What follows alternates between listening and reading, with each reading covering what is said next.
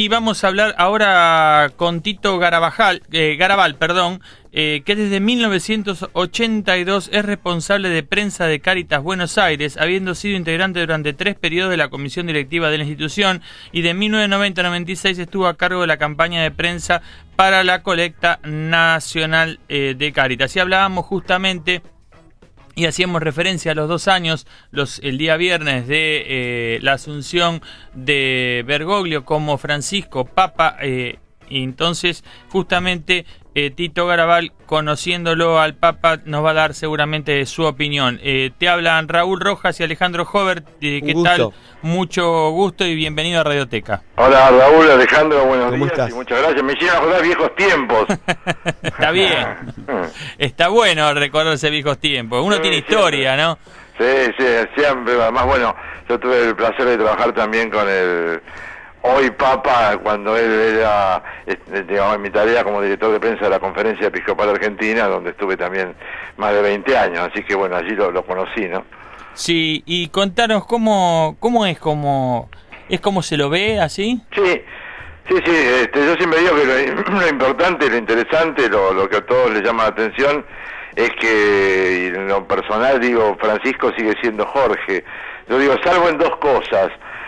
Primero, que ahora está sonriente todo el día, acá era un hombre de muy buen humor, pero de cara adusta, pero de chistes así cortitos y precisos, y está más gordo. Son las únicas 2 diferencias, digamos. Ahora, sí, ese es un elemento importante que veíamos, porque siempre lo veíamos en Buenos Aires, caminar las calles de Buenos Aires, lo encontrábamos en un colectivo, o cruzarse en el subte A. Hombre adusto y serio, sí, a pesar de una persona humilde, ¿no? No, eso por eso digo, esto que estamos viendo y que está conmoviendo al mundo, eran un poco características muy propias de entonces Cardenal de Buenos Aires, como también esta forma de hablar directa, clara, de decir lo que piensa, lo que siente, compartirlo, ¿no?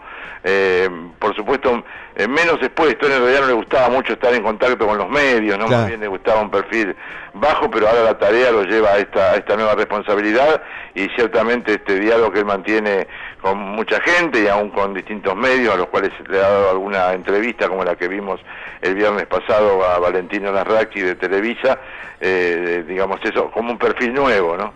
Seguro. ¿Y qué considerás, Tito, en esta nueva, como recién decías, vos lo conocías de antes, pero en esta asunción, en estas responsabilidades como jefe de la Iglesia Universal, ¿cómo lo ves? ¿Qué destacarías como elementos importantes que te sugieren, que surgen a primera vista, digamos? Mira, yo hablaba el otro día de algunas palabras como que son claves en el pontificado, ¿no? Además, la verdad que parece mentira que han sido solamente 2 años, ¿no? Porque la cantidad de cosas y de aspectos que ha ido introduciendo en estos 2 años de pontificado son enormes, y de algún modo está siguiendo este ritmo vertiginoso de los tiempos que lo lleva a saber, como él lo decía en la entrevista, que su pontificado va a ser un pontificado corto. Habitualmente los vaticanistas solemos decir que cuando es menos de 10 años son pontificados cortos, ¿no es cierto? Claro. Y bueno, Bergoglio sabe, o Francisco sabe, que por su edad y demás, lo previsible es que sea un pontificado corto. Él cuando comienza su tarea se hace un plan de 5 años, ¿no?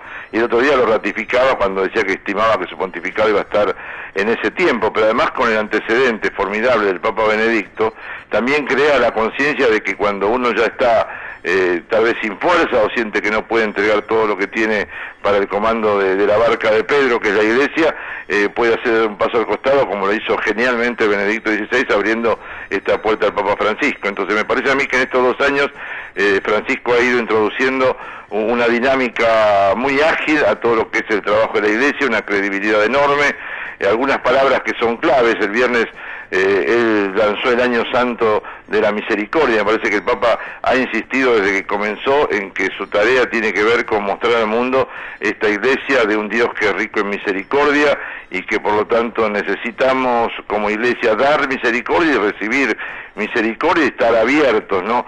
Un cambio de geopolítica, ¿no? Yo de esto de salir a las periferias, también otra palabra clave en el pontificado de Francisco, me parece que ha ido marcando todo su camino. De hecho, no es casual que su primer viaje fue a la zona de Lampedusa, ¿no? Donde se producen las muertes de cientos de inmigrantes que llegan precariamente a las tierras italianas, y el Papa el primer viaje que realizó afuera del Vaticano para acompañar ese momento, un momento horroroso que se había vivido ahí, donde habían perdido la vida varias personas, y de hecho al obispo de esa región lo designó cardenal en febrero pasado, o de nombrar cardenal en lugares donde nunca habían tenido un cardenal, caso Panamá, por mencionar algún país de América Latina, pero también hay que pensar en países de Asia y de África, y después todo lo que implica el tema de la alegría, que está muy presente en su encíclica Gaudium Evangelium, donde el Papa habla de la alegría del Evangelio y de lo que significa evangelizar desde la alegría, ¿no? Y vivir la alegría del mensaje de Dios para este tiempo, sumado a las preocupaciones y a lo que él considera que es fundamental, que es el trabajo en favor del diálogo interreligioso. Me parece que allí están como algunos pilares de estos 2 años que tienen que ver con lo estratégico, lo coyuntural, lo inmediato, y este trabajo que viene haciendo con los 9 cardenales también, de reformar, de reordenar, de dar una dinámica nueva a la curia romana, que sea más una institución de servicio a toda la iglesia, que una especie de corte, lo decía el otro día algún cardenal, ¿no es cierto?, y se lo marcó fuertemente cuando a fines de año se encontró con ellos. Y la verdad que hay, yo que he estado en contacto con mucha gente de la curia en este último tiempo, bueno, desde siempre, pero ahora también en este último tiempo, uno observa la alegría con la cual aún la gente de la curia está recibiendo todas estas propuestas que se están llevando adelante, porque muestran una dinámica de cambio, de búsqueda de algo mejor, de algo que sirva en este tiempo, y la verdad que en ese sentido yo no observo así caras largas, ni mucho menos. Por supuesto los cambios siempre afectan a alguien, pero en general hay un acompañamiento muy fuerte, así que esto creo que son cosas que él se había impuesto y que la viene desarrollando junto con ese carisma personal que hace que cada encuentro con cualquier persona sea realmente con una conmoción para esa persona, sea alguien que ya lo conocía, como en mi caso, o gente que no lo conocía y que se siente realmente muy atraída por el mensaje y la propuesta de él. Nos llama la atención, Tito. Uno puede obtener, a nosotros precisamente nos da gran beneplácito ver las cosas que están ocurriendo con él.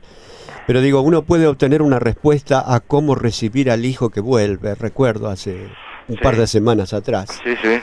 A veces no queda otra cosa que esperar. Y eso lo toca a uno porque quizás está en esos mismos problemas, en esas mismas cosas.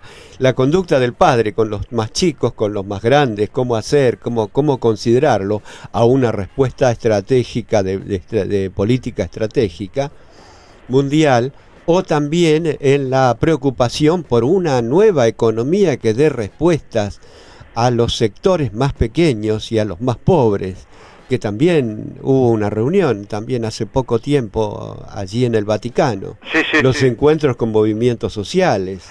Sí, de hecho el sábado estuvo con las asociaciones docentes de Italia, ¿no? Y él les recordaba cosas que había vivido acá y las compartía de algún modo haciéndolas carne. A mí me parece que hay una frase que me decía hace un mes en Roma el cardenal Stanislao Karlik, y él me decía que hay que acompañar a Francisco, porque Francisco es un hombre que ha caminado el mundo, y lo ha caminado con nosotros en Argentina, y desde caminar el mundo, conoce el mundo y es capaz de dar una respuesta, ¿no? Porque digamos, yo la verdad que me enteré que había 36 restaurantes en Puerto Madero, porque lo dijo el Papa el otro día. Digo, yo creo que ninguno de nosotros sabía cuánto sabía. Bueno, fíjense el conocimiento de él.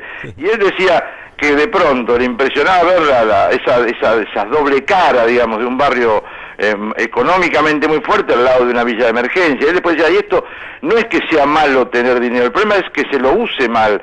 Y contó el ejemplo de Enrique Shaw, un empresario argentino que está en proceso de canonización, que era un hombre de mucho poder económico, pero que fue capaz de vivir ese poder económico en el servicio de sus hermanos, de pronto con una empresa como Rigoló, o en una sociedad como la Asociación Cristiana Dirigente de Empresa, o la generación de la Liga de Madres de Familia. Es decir, y era un hombre de un poder adquisitivo importante porque se había hecho desde el trabajo, que había crecido y que era un empresario exitoso en su época. Y también lo puso como modelo cuando venía hablando de la dicotomía precisamente de los ricos y los pobres, ¿no? O sea que es muy claro Francisco, es muy didáctico y tiene esa capacidad de decir las cosas más complejas de una manera que todas la podemos entender. Muy bien, Tito. Te agradecemos mucho, ha sido muy clara muy amplia y muy clara tu tu exposición. Yo te voy a preguntar algo así. ¿Qué sentiste cuando ese día todo el mundo estaba esperando que se anunciara el Papa, que se vio la fumata blanca y de pronto hablaba el francés que no se le entendía muy bien? El cardenal Tarán. Sí, pero vos sabés que nosotros nos quedamos acá mirando todo y decía, ¿quién es? Sí, creo que nos pasó a casi todos. Sí, ¿y a vos también te pasó el casi todos o no? Sí, además yo estaba en casa, como yo soy periodista vaticanista, esto es acreditado ante la Santa Sede hace más de 20 años, digo, todos hacíamos especulaciones y cosas, y de hecho yo comentaba, siempre cuento una anécdota que una semana antes vienen de la BBC de Londres a hacerme un reportaje, pero venían más bien por el otro cardenal argentino, por Poli. que era el candidato, que era el cardenal Sandri. Ah, Sandri. No, Poli no era cardenal todavía. Ah, no, Sandri. Era el obispo de Buenos Aires siquiera. No, porque el cardenal Sandri, que era un candidato muy fuerte, porque además era ítalo-argentino, un hombre de particular cercanía con Juan Pablo II, con Benedicto XVI, un hombre que tiene a su cargo la delegación de iglesias orientales, o sea, un hombre con una trayectoria. Y cuando terminábamos la nota, el periodista me dice, bueno, también está el cardenal Bergoglio.